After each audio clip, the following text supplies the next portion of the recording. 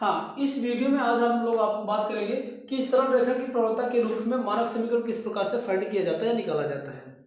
इसमें क्या क्या दिया रहता है, यदि कोई किसी रेखा द्वारा कोई रेखा दिया हो, वो y अक्ष पर काटा गया अर्थाखंड अगर C हो तथा x अक्ष से जो है कि झुकाव कुछ ना कुछ दिया, कुछ एंगल दिया, यहाँ पर मैं थीटा मानता हूँ कि झुकाव थीटा दिया है, तो इस रेखा का समीकरण ज्ञात किया जाता है। कैसे किया जाता है? सबसे पहले हम क्या करते हैं, मैं एक एक्सिस ड्रा कर दिया, एक मेरे पास x अक्ष है जो समांतर है, एक्स ओ एक्स डैश, दूसरा हमारा y ओ वाई डैश, ये दो एक्सिस है, ये इसको x एक्सिस कहते हैं और ये y ओ वाई डैश को y अक्ष कहते हैं।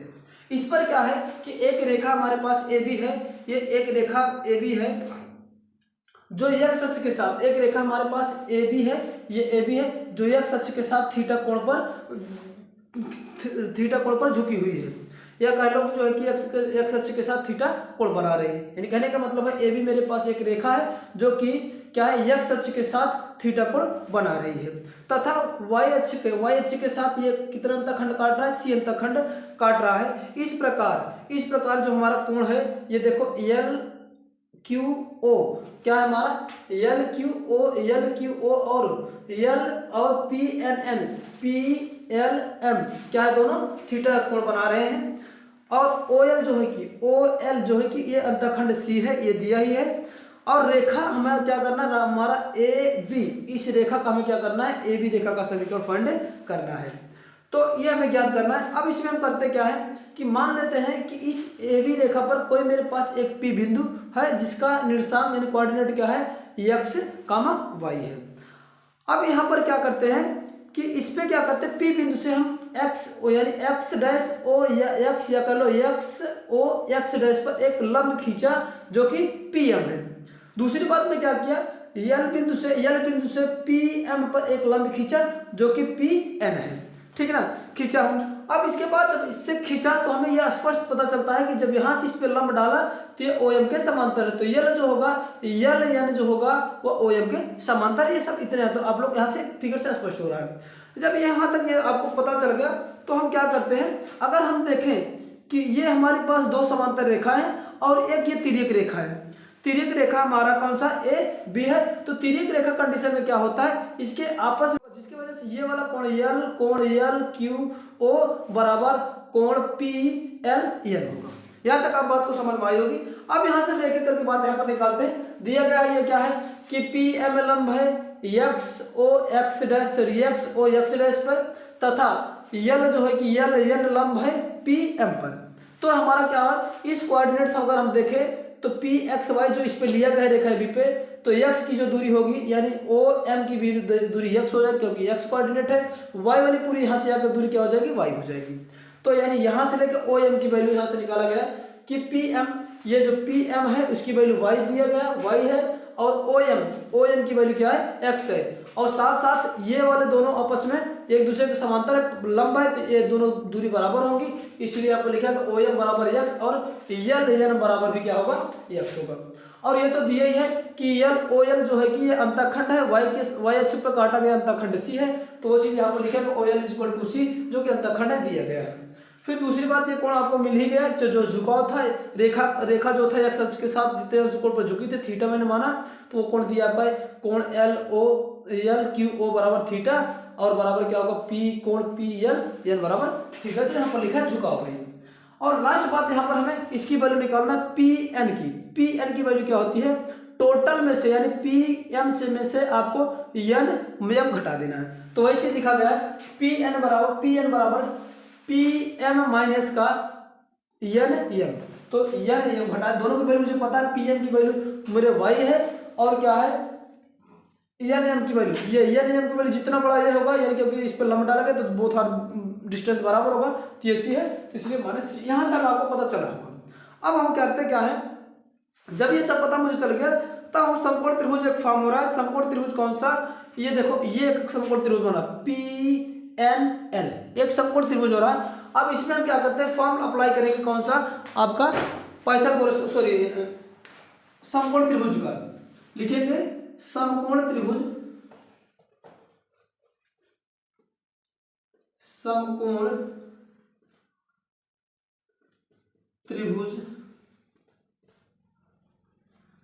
समकोण त्रिभुज कौन सा बन रहा है, पी एन, यहाँ पे लिखते हैं पी एन एल में ना, समकोण त्रिभुज पी एल एन। अब यहाँ पर वही फॉर्म आपको लगाना है कि tan यहाँ पर लेते हैं, tan बराबर क्या होगा, tan, और ये कौन सा कोण है, थीटा, tan थीटा बराबर क्या होगा आपका लंब बटे आधार होता है, तो लंब बटे आधार, ये लंब बटे आधार यहाँ पर लिखते हैं आधार। tan थीटा बराबर क्या हो जाएगा, tan थीटा लंब की वैल्यू, ये लंब इतना, ये लंब है, तो यानी क्या हो जाएगा पी एन बटे आपका यल, यल लिखेंगे, यल लिखेंगे। अब क्या करते हैं, tan थीटा की value, tan theta is equal to P N की वैल्यू यहाँ से मैंने निकाला, तो P N is equal to Y minus का सी हो जाएगा, वाई माइनस का सी हो जाएगा बटे यल एन, सॉरी यल एन, यहाँ से देख ले यल एन की वैल्यू कितनी है, एक्स है, बटा एक्स करेंगे। और tan थीटा को मैंने क्या, हम लोग जानते हैं जो m होता है, tan थीटा बराबर m होता है, तो इसके स्थान पे m लिखेंगे, तो y माइनस का c होगा बटा x हो जाएगा। यहाँ तक आशा करता हूँ आप लोगों को समझ में आ रहा होगा। अब यहाँ से क्या होगा, बस आपको क्रॉस मल्टीप्लिकेशन कर देना, इसका मल्टीप्लिकेशन यहाँ पर कर देंगे तो हो जाएगा y का गुणा इसमें, सॉरी x का गुणा m में होगा, तो mx बन जाएगा, mx बराबर क्या हो जाएगा, y माइनस का c हो जाएगा। यहाँ से अगर c को इधर लेके आए तो y बराबर बन जाएगा आपका क्या, यम एक्स प्लस का सी। ये आपका इक्वेशन है जब कोई रेखा एक्स अक्ष के साथ थीटा कोण बनाती है, कोई कोण बनाती है झुकी हो, और वाई अक्ष को सी अंतखंड पर काटता है, तो उसकी ये प्रवणता के फॉर्म में रेखा का समीकरण है। अगर हम कह लें कि अगर अंतखंड, कटा हुआ अंतखंड जीरो हो, यानी कुछ भी वाई अक्ष के साथ, यानी कोई भी अंतखंड नहीं काट रहा है, उस कंडीशन में क्या होता है, जो हमारा कटा अंतखंड वैल्यू क्या हो जाती है, जीरो हो जाएगी। कब, यदि हम लिखते हैं, यहाँ पर लिख देते हैं, यदि c is equal to zero, तब, यानी c इक्वल टू जीरो का कहने का मतलब है कि जो कट रहा है अंतखंड या कुछ भी अंतखंड नहीं है, तो इसमें वैल्यू पुटअप करेंगे तो हमारा एक नया इक्वेशन मिलेगा, और वह हो जाएगा क्या, y बराबर क्या मिलेगा, यम एक्स मिलेगा। कब, जब हमारा कोई भी x जो है कि y अक्ष के साथ कोई भी अंतखंड ना काटे, तब के लिए इक्वेशन आपका हमारा है y बराबर एम एक्स। अगर ये तब का कंडीशन है जब कोई रेखा y अक्ष के साथ सी अंतखंड काट रहा है तथा x अक्ष के साथ कोई भी कोण पर झुका है, तब ये प्रवणता के फॉर्म में क्या है, इसका रेखा का समीकरण है।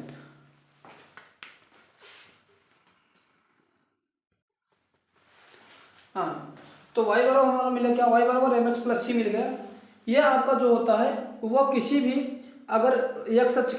के साथ थीटा कोण बनाते हुए y अक्ष को सी अंतखंड पर काटते हुए कोई रेखा होती है, तो उसका समीकरण प्रवणता के फॉर्म में यहाँ पर ये होता है। जहाँ ये x का जो गुणांक है यम, ये x का गुणांक जो होता है यह लिखा गया यहाँ पर, जहाँ x का गुणांक रेखा की प्रवणता निरूपित करती है, ये जो है कि क्या करती है, प्रवणता को निरूपित करती है। और इसमें क्या है कि अगर कोई भी ये रेखा जो है कि कुछ अंतखंड काटते हुए अगर जा रही, अगर ये मूल बिंदु से होकर जाए, अगर ये ओरिजिन से होकर जाए, तो वही चीज लिखा है, यदि दी हुई रेखा मूल बिंदु से होकर जाए, तो अगर मूल बिंदु से होकर जाएगा तो यहाँ से अगर ये मैं फिगर यहाँ पर ड्रा कर दे रहा हूँ, और यहाँ पर मैं छोटा सा बना दे रहा हूँ, ये इसके लिए अगर ये कोई फॉर्म हमारा ऐसा जा रहा है ओरिजिन से,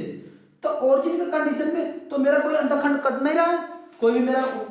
क्या है अंतखंड कटेगा नहीं, तो इस कंडीशन में क्या होगा, जो c की वैल्यू है इस वाले में क्या हो जाएगा, जीरो हो जाएगा, यानी जब कोई अंतखंड नहीं तो शून्य होगा, तो वही चीज लिखा गया। तो अंतखंड शून्य हो जाएगा तब c इक्वल टू जीरो। इसी इक्वेशन में c के स्थान पे जीरो पुटअप कर देंगे तो हमारा एक नया इक्वेशन मिल जाएगा, y बराबर क्या हो जाएगा, यम एक्स मिल जाएगा। ये जो होता है कि जब कोई रेखा मूल बिंदु से होकर जाती है तब का समीकरण होता है प्रवणता के फॉर्म में। थर्ड आपका आता है, इसको थोड़ा सा मैं हटाता हूँ, इसकी आवश्यकता नहीं रह गई है कुछ। हाँ, लास्ट कंडीशन आपका है कि यदि रेखा अक्ष के x अक्ष के समांतर, ये रेखा क्या है, इसी के पैरेलल हो जाए, समांतर हो जाए, तब हमेशा उन दोनों के बीच में कितना अंश कोण बनेगा, जीरो अंश का बनने लगेगा। यदि कहा कि यदि रेखा x अक्ष के समांतर हो तो जो थीटा की वैल्यू होगी वो क्या होगी, जब इसके समांतर हो जाएगी तो क्या बनेगा, कोण जीरो का बनाएगा। जब जीरो का बनाएगा तो हम जानते हैं बराबर क्या होता है, tan थीटा होता है। थीटा की वैल्यू जीरो है तो जहाँ पर m equal to tan theta रखेंगे, tan जीरो की वैल्यू जीरो होती है, तो m की वैल्यू क्या हो जाएगी हमारा जीरो। ये m की वैल्यू इक्वेशन इसमें रख दो फट से, तो y बराबर क्या होगा, जीरो इंटू एक्स प्लस का सी, तो जीरो में multiplication any number that given answer zero, तो जीरो हो जाएगा, तो y बराबर क्या हो जाएगा सी का। यदि रेखा एक सच के समांतर हो तो रेखा का समीकरण जो होता है y बराबर सी होता है। तीन यहाँ पर समीकरण आया कि पहला क्या था कि अगर कोई भी यदि कोई रेखा एक सच के साथ कुछ कोण पर y h को सी अंतखंड पर काटती हुई जाती है, तो उसका जो होता प्रवणता के फॉर्म में आपका समीकरण आता था y बराबर mx प्लस सी। सेकंड स्टेप था यदि दी हुई रेखा मूल बिंदु से होकर जाए तब उसका जो रेखा का समीकरण क्या आता था, y बराबर mx होता है। और थर्ड आपका यहाँ से मिलता है यदि कोई रेखा एक सच के समांतर हो तब आपका जो है कि रेखा का समीकरण क्या होता है, y बराबर c होता है।